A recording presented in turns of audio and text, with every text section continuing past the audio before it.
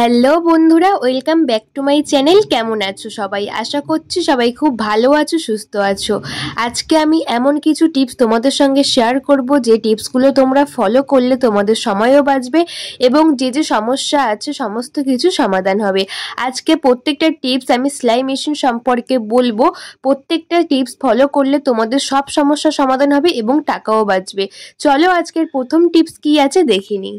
সেলাই মেশিন আমাদের প্রত্যেকের বাড়িতে কম বেশি আছে, তবে আমরা প্রত্যেকেই যখন সেলাই মেশিনে কাজ করি টুকরো টাকরি অনেক জিনিসপত্র আমাদের একটা কৌটোর মধ্যে বা একটা বক্সের মধ্যে রাখতে হয়, যেমন সুতো, স্ক্রুড্রাইভার, হুক, সেফটি পিন, বোতাম, সমস্ত কিছু।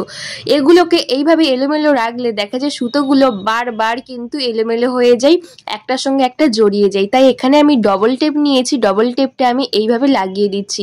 দুদিকে লাগিয়ে দিলে খুব সহজে আমরা সুতোগুলোকে রাখতে পারবো, এলোমেলো হবে না, একটার সঙ্গে একটা লাগবে না। সেই জন্য অবশ্যই এই কাজটা করা দরকার, কারণ একটা সুতো নিতে গেলে হুপ দেখা যায় নিচে পড়ে গেল বা সেফটি পিনটা পড়ে গেল, বোতামটা হারিয়ে গেল, ববিন, অনেক কিছুই থাকে। একটা মেশিনে কাজ করতে গেলে প্রচুর জিনিস থাকে, সেগুলো কিন্তু এলোমেলো হয়ে একটা বক্সের মধ্যে আমরা রেখে দিই। তবে এইভাবে গুছিয়ে রাখলে আমরা সহজেই হাতের কাছে পেয়ে যাব আর একটুও কিন্তু এলোমেলো হবে না। অনেক সময় ছুঁচ দিয়েও আমরা হুপের ঘর টরগুলো বসাই, তবে ছুঁচগুলো আমি এইভাবে সুতোর গুলির মধ্যে আমরা অনেকেই রেখে থাকি।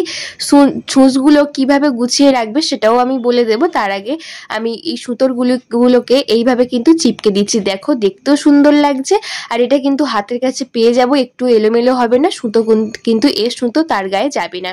তো সুতোর গুলিগুলো আমাদের অর্গানাইজ করে রাখা হয়ে গেলে দুদিকে আমি ডবল টেপ দিয়ে, এরপরে একটা ছোট্ট ব্যাগ সবসময় আমাদের ক্যারি করা দরকার সেলাই মেশিনের পাশে, কারণ ববিন কেসগুলো আছে, হুব আছে, সেফটি পিন, বোতাম, সমস্ত কিছু একটা বক্সের মধ্যে যদি রেখে দিই তাহলে সহজেই কিন্তু আমরা পেয়ে যাব, বারবার কিন্তু খুঁজতে লাগে না। আর কিন্তু অনেক সময় আমরা খুঁজেও পাই না। তাই একটা ছোট্ট বক্সের মধ্যে বা একটা ছোট্ট ব্যাগের মধ্যে, যে কোনো গয়নার একটা ব্যাগ হোক, গয়নার একটা বক্স হোক, তার মধ্যে রেখে দিলে সহজে পেয়ে যাব। এরপরে আমাদের যে স্ক্রুড্রাইভার আছে সেগুলোকে গুছিয়ে নেব, বা ছোট ছোট ছুঁচগুলো একটু এদিক ওদিক হলে অনেক সময় পায়ে ফুটে যেতে পারে। তো সেগুলোকে একটা ডবল টেপ নিয়েছি, এই যে বক্স নিয়েছি বক্সের উপরে ডবল টেপ একটু চিপকে দিয়েছি, এর মধ্যে আমি ছোট ছোট ছুঁচগুলোকে আমি এইভাবে চিপকে রেখে দিচ্ছি। স্ক্রুড্রাইভারগুলোকে রেখে দিলাম, যে কটা কাঁচি থাকবে প্রত্যেকটা আমি মাঝখানে রেখে দিলাম, তাহলেই সুন্দর একটা বক্স আমাদের তৈরি হয়ে গেল, সেলাই মেশিনের বক্স। এর মধ্যে সমস্ত কিছু আছে, তবে সমস্ত কিছু অর্গানাইজ আছে, হাতের কাছে আমরা পেয়েও যাব। আশা করছি এই ছোট্ট আইডিয়া তোমাদের কাজে আসবে। কেমন লাগলো কমেন্ট করে বলো। চলো পরবর্তী টিপস দেখে নিই। আমরা অনেকেই তো সেলাই মেশিনে কাজ করি, কারোর বাড়িতে একটু বেশি কাজ করা হয়, কারোর বাড়িতে একটু কম কাজ করা হয়। তবে সেলাই মেশিনটা আমরা উপর থেকে কাজ করার পরে মুছে পরিষ্কার করে দিই, তবে ভিতরে কিন্তু কখনোই আমরা পরিষ্কার করি না। দোকানে নিয়ে গেলে তারাই একমাত্র মেশিনটাকে উল্টে ভিতরে পরিষ্কার করে। আমরা বাড়িতেই কিন্তু মেশিনটাকে পরিষ্কার করতে পারবো ভিতরটা, কারণ ভিতরটা এত পরিমাণে ময়লা হয়, ববিন কেসের আশেপাশে ঝুল হয়, সুতো আটকে যায়, অনেক সুতোর একটা ময়লা থাকে, সেই ময়লাটাও কিন্তু ভিতরে আটকে থাকে। দেখতেই পাচ্ছ সুতোগুলো আমি টেনে টেনে বের করছি, অনেক সময় ববিনে আটকে থাকে, তার কারণে কিন্তু খুব সহজেই মেশিনটা খারাপ হওয়ার চান্স থাকে। তাই মাঝে মধ্যে মেশিনের উপরটাও পরিষ্কার করে একটু উল্টে দিয়ে পুরনো একটা ব্রাশ দিয়ে, কোনো কিছু না দিয়ে শুধুমাত্র একটা ব্রাশের সাহায্যে ভিতরটা আমরা আরামসে পরিষ্কার করে ফেলতে পারবো। দেখো কত সহজেই আমি সেলাই মেশিনের পিছনটা পরিষ্কার করে নিচ্ছি শুধুমাত্র একটা ব্রাশ দিয়ে, কোনো রকম লিকুইড কিছু না দিয়ে ভিতরটাও পরিষ্কার করে নেওয়া যায়। তাই যখনই বাড়িতে সেলাই মেশিন পরিষ্কার করবে অবশ্যই মেশিনটা সবসময় করার দরকার নেই, মাসে হোক বা 1 মাসে 2 সপ্তাহে হোক একবার করে উল্টে পিছনটা একবার পরিষ্কার করে নিও, দেখবে মেশিনটা রানিং চলবে। তো চলো পরবর্তী টিপসে চলে এলাম। আমরা প্রত্যেকেই জানি মেশিনে কাজ করি, এই যে নাটগুলো আছে এগুলো অনেক সময় জং ধরে যায়, আমরা কিন্তু ভালো করে পরিষ্কার করি না, তাই এতটাই জং ধরে যায় অনেক সময় কাজ হয় না। তাই কিন্তু দোকানে গিয়ে আবার নতুন করে নাট লাগিয়ে আনতে হয়। তাই দোকানে না নিয়ে গিয়ে ঘরেই কিন্তু আমরা খুব সহজে এই নাটগুলোকে পরিষ্কার করে ফেলতে পারি। এই নাটগুলো আমি যে কটা খুলতে পারবো সে কটাই কিন্তু খুলে নেব। আমরা সবসময় তেল দিই, তবে এইভাবে কিন্তু একটু পরিষ্কার করে নিলে খুব সুন্দর মেশিনটা চলবে। এখানে নাটগুলো যে কটা খুলতে পেরেছি আমি খুলে নিয়ে নিচ্ছি হারপিক। হারপিক দিয়ে খুব সহজেই কিন্তু বাড়িতেই আমরা নাটগুলোকে, জং ধরা নাটও কিন্তু পরিষ্কার করে ফেলতে পারবো। হারপিক দিয়ে আমি এখানে 5 মিনিট রেখে দিয়েছি। 5 মিনিট পরে একটা পুরনো ব্রাশ দিয়ে একটু ঘষে পরিষ্কার করে নিলেই কিন্তু পরিষ্কার হয়ে যাবে। আর হারপিকটাও দেখবে কেমন কেটে কেটে গেছে, দেখো। হারপিক দেওয়ার সঙ্গে সঙ্গে এইভাবে কিন্তু আমরা খুব সহজেই সেলাই মেশিনের যে নাটগুলো জং ধরে গেছে সেগুলোকে এইভাবে হারপিকে রেখে একটু পরিষ্কার করে নিলেই কিন্তু চকচকে হয়ে যাবে। চলো চলে যাই পরবর্তী টিপসে। বন্ধুরা, আমাদের সবার বাড়িতেই এই রকম পুরনো জিন্স থাকে, যে জিন্সগুলো আমরা নিচটা ছিঁড়ে গেলে পরি না, ঘরে ফেলে রাখি। এই জিন্স দিয়ে কিন্তু আমরা দারুণ একটা অর্গানাইজ বা প্রোটেক্টর বলতে পারেন বানিয়ে নিতে পারি। এই জিন্সটা আমি নিচের দিকের পা দুটো কেটে ফেলে দেবো, আর উপরের দিকের অংশটা আমার কাজে লাগবে। তো উপরের দিকের অংশটাকে আমি উল্টো করে নেব, নিয়ে সেলাই করে নেব।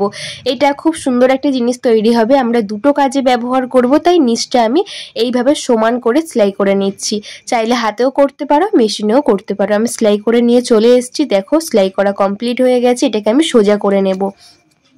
এই পুরনো জিন্সগুলো আমাদের প্রত্যেকের ঘরে তো পড়েই থাকে, কোনো কাজেই আমরা ব্যবহার করি না, তবে এইভাবে একবার কাজে লাগাতেই পারো। তো আমি ভালো করে এটা সোজা করে নিয়েছি। আমাদের প্রত্যেকের বাড়িতে মেশিন আমরা পরিষ্কার করে খুলে রেখে দিই। খুলে রাখা কখনোই উচিত না, বা কোনো রকম বড় বড় কাপড় দিয়ে ঢেকে রাখা উচিত না।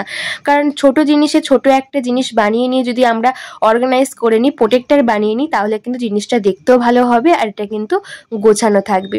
তাই বড় কোনো কাপড় দিয়ে ঢাকা না দিয়ে ছোট্ট মতো এইরকম বানিয়ে নিলে কিন্তু সুন্দর মতো আমরা একটা প্রোটেক্টর বানিয়ে নিলাম। তো এটা দিয়ে আমরা কিভাবে এটা অর্গানাইজ বানাতে পারি, এখানে আমি নিয়ে চলে এসেছি। নিয়ে নেব একটা কার্ডবোর্ড। ভিতরে কার্ডবোর্ড দিলে এটা কিন্তু মজবুত হবে। দেখো, এখানে কার্ডবোর্ডটাকে আমি কেটে নিচ্ছি, নিয়ে লম্বা করে নেব।